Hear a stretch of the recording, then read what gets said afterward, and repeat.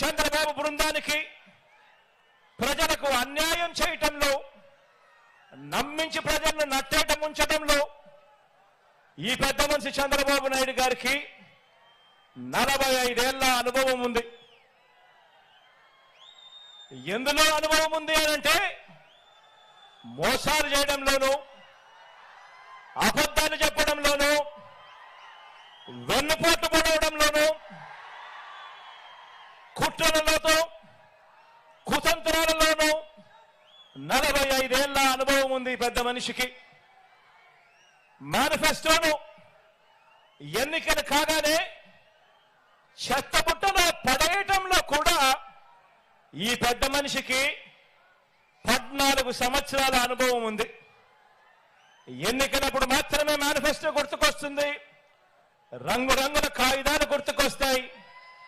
ఎన్నికలు అయిపోతూనే చెత్తబుట్టలో పడేస్తారు మేనిఫెస్టోను. ఈ రకంగా 14 సంవత్సరాలుగా ప్రజలను మోసం చేస్తూ వస్తున్నారు.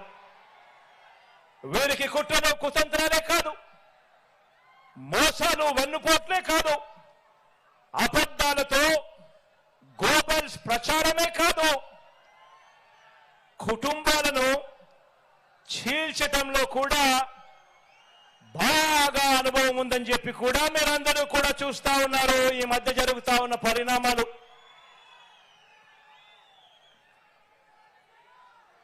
మా చిన్నాన్న గారిని, మా బాబాయిని, వివేకం చిన్నాన్నను ఎవరు చంపారో, ఎవరు చంపించారో ఆయనకు, ఆ దేవుడికి, ఈ జిల్లా ప్రజలందరికీ కూడా తెలుసు. కానీ బురద జల్లేందుకు ఇద్దరు చెల్లెమ్మలను ఎవరు పంపించారో, వారు వెనకాల ఎవరు ఉన్నారో మాత్రం మీ అందరికీ కూడా రోజు కనిపిస్తూనే ఉంది. ఇంకా ఆశ్చర్యం ఏమిటో తెలుసా? ఇంకా ఆశ్చర్యం ఏమిటి అనంటే, వివేకం చిన్నాన్నను అతి దారుణంగా చంపి అవును నేనే చంపాను అని అతి హేయంగా బహిరంగంగా చెప్పుకుంటూ తిరుగుతా ఉన్న హంతకుడు, ఆ హంతకుడికి మద్దతిస్తా ఉన్నది ఎవరో కూడా మీరంతా కూడా రోజు చూస్తా ఉన్నారు. ఆ చంపినోడు ఉండాల్సింది జైల్లో, కానీ ఆ చంపినోడికి మద్దతిస్తూ నేరుగా నెత్తిన పెట్టుకొని మరీ మద్దతు ఇస్తా ఉన్నది ఈ చంద్రబాబుకు సంబంధించిన ఎల్లో మీడియా, ఈ చంద్రబాబు మనుషులు. వీరి మద్దతు కోసం రాజకీయ స్వార్థంతో తప్పించిపోతా ఉన్న ఒకరిద్దరు నా వాళ్ళు.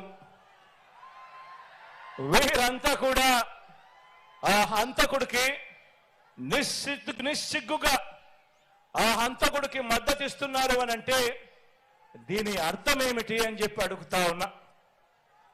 చిన్నాన్నను అన్యాయంగా ఎమ్మెల్సీ ఎన్నికల్లో ఓడించిన వారితో ఈరోజు చట్టాపట్టాలు వేసుకొని తిరుగుతున్నారు అని అంటే దాని అర్థం ఏమిటి అని అడుగుతా ఉన్నా. ఇంతటి దారుణం చేస్తూ దీన్ని నన్ను దెబ్బతీసే రాజకీయమని వారికి వారే చెబుతున్నారు అని అంటే ఇది కలియుగం కాకపోతే ఇంకా ఏమిటి అని అంటా ఉన్నాను. ఈ సందర్భంగా మీ అందరి ప్రేమానురాగాల మధ్య నిలుచుని ఇంతకన్నా అన్యాయం ఎక్కడైనా ఉంటుందా అని అడుగుతా ఉన్నాను. మీ అందరి ప్రేమానురాగాల మధ్య నిలుచుని ప్రజల మద్దతు లేని బాబు చేస్తా ఉన్న ఈ నీచ రాజకీయంలో ఎవరు ఎటువైపున ఉన్నా కూడా నేను మాత్రం ప్రజల పక్షమే అని చెప్పి ఈ సందర్భంగా గర్వంగా చెప్తా ఉన్నాను. ఆ దేవుడు, ఆ ప్రజలు వీరిద్దరినే నమ్ముకున్న ధర్మాన్ని, న్యాయం వీటి రెండింటినీ నేను నమ్ముకున్నాను.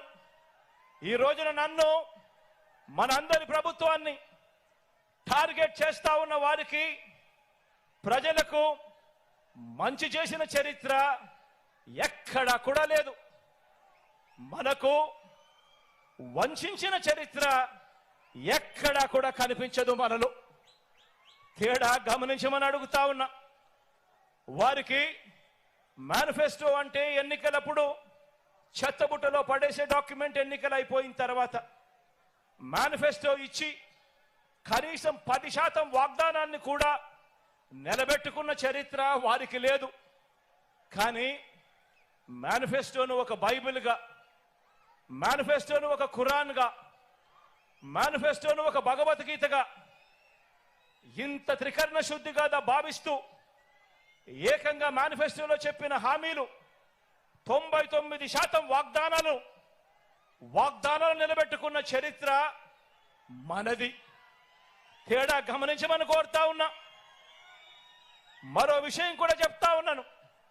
ఈ మధ్యకాలంలోనే ఈ విషయం కూడా ఈ మధ్యకాలంలో పేపర్లలో వచ్చింది కాబట్టి టీవీలలో ఎక్కువగా ప్రత్యర్థులు వాళ్ళ ఎల్లో మీడియాలో ఎక్కువగా చూపిస్తా ఉన్నారు కాబట్టి చెప్తా ఉన్నా. ఎక్కడో బ్రెజిల్ నుంచి మన విశాఖకు చంద్రబాబు వదిన గారి చుట్టం తన కంపెనీకి డ్రై ఈస్ట్ పేరుతో డ్రగ్స్ అంటే మాదక ద్రవ్యాలను దిగుమతి చేస్తూ ఉంటే ఈ మధ్యకాలంలోనే సిబిఐ వాళ్ళు రేడ్ చేశారు. ఈ రేడ్ జరిగింది అని చెప్పి తెలిసిన వెంటనే క్షణాల్లోనే ఎల్లో బ్రదర్స్ అందరూ కూడా ఉలిక్కిపడ్డారు.